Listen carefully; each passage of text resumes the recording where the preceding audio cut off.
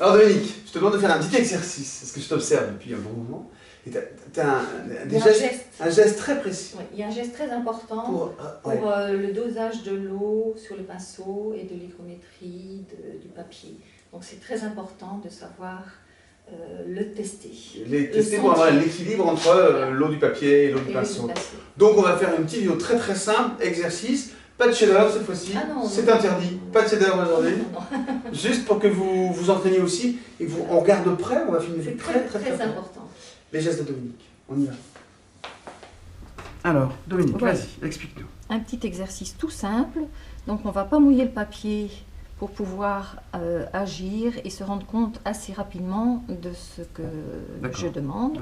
Donc le papier n'est pas mouillé, mais normalement ça se fait sur le papier détrempé. Ça rajoute juste un temps supplémentaire. Voilà.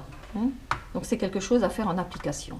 Donc très important, connaître la gestuelle nécessaire pour travailler le bon tempo du cycle de l'eau. Alors tu as un petit gris, excuse-moi, je te fais voilà, ça c'est un petit gris, donc c'est un petit gris qui prend énormément d'eau, donc il y a un gros ventre, et il rend énormément d'eau aussi, donc c'est un pinceau qui a un beau pouvoir de capillarité.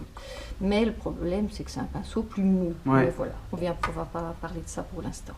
Alors je vais prendre ma couleur, sans trop d'eau, pour justement pouvoir agir. Voilà. Voilà, vous voyez que la couleur est déjà, quand je la pose, dans le stade mat frais. Magnifique. Voyez, ça n'a rien à voir, mais c'est très très beau. Voilà, elle ne bouge plus, elle ne va pas se fondre, elle est stable. Donc maintenant, si je prends le même pinceau, je veux ouvrir des lumières. Alors le geste, ouvrir des blancs. Je vais prendre le même pinceau. Tout le temps. Toujours, hein, j'enlève la couleur qui est dessus, puisque pour ouvrir des blancs, donc il faut rincer le pinceau. Si vous faites ceci, vous les saurez sur le côté, c'est une gestuelle normale, et puis vous allez directement sur votre papier pour ouvrir une lumière. Qu'est-ce qui se passe? On a l'impression que rien ne se passe, mais voilà, ça va s'ouvrir, mais ça va former des auréoles un petit peu à la fois. Je recommence, donc je fais toujours le même geste. Toujours le même geste, voilà. Ah oui, tu en poses beaucoup là en fait. Ah ben voilà, on n'a pas surveillé. Donc le tout c'est de, voilà, j'ai pas envie d'avoir un trait aussi gros. Donc qu'est-ce que je vais faire? Je vais l'essorer. Même geste. Le même geste. Je vais encore l'essorer un peu plus et je vais tester sur ma main, voilà, l'hygrométrie de mon pinceau. Il est encore un peu trop humide. D'accord. Voilà. Et je vais aller faire un autre trait qui va être beaucoup plus fin, beaucoup plus stable.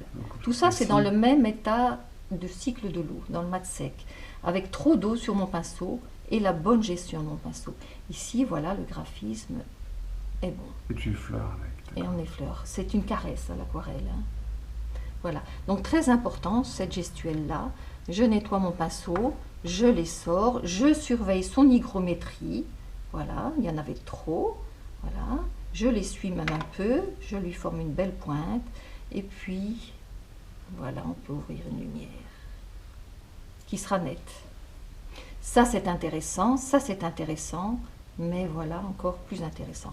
Alors le blanc n'est pas blanc, vous reprenez alors un pinceau un peu plus petit, vous refaites la même gestuelle. Toujours un petit gris. Hein. Voilà, un petit gris, non, on peut employer, voilà, un martre, hein, voilà, c'est plus nerveux.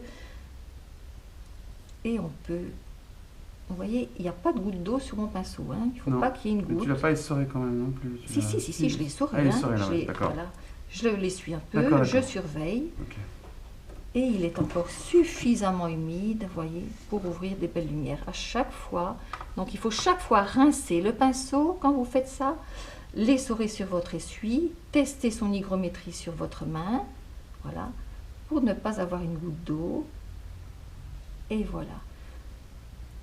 Toujours la même gestuelle. Et n'oubliez pas de rincer votre pinceau, parce que si vous faites ce geste-là, et que vous en refaites un à côté, le blanc ne va pas s'ouvrir puisqu'il y a de la couleur sur votre pinceau. À chaque fois, il faut rincer le pinceau avant. Toujours le même geste. C'est un automatisme, c'est un langage.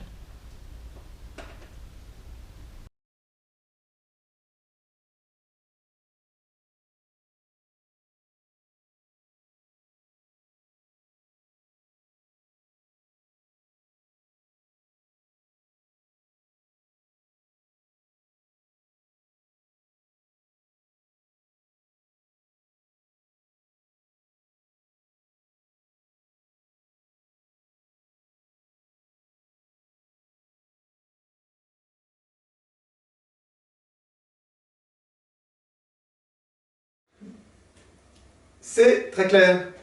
Tu nous en as parlé, toujours, tout le temps oui, en fait. C'est fort important, c'est des choses à revoir tout le temps. Ça doit devenir un langage, le bon tempo du cycle de l'eau, à quel moment agir. Donc ça c'est l'observation.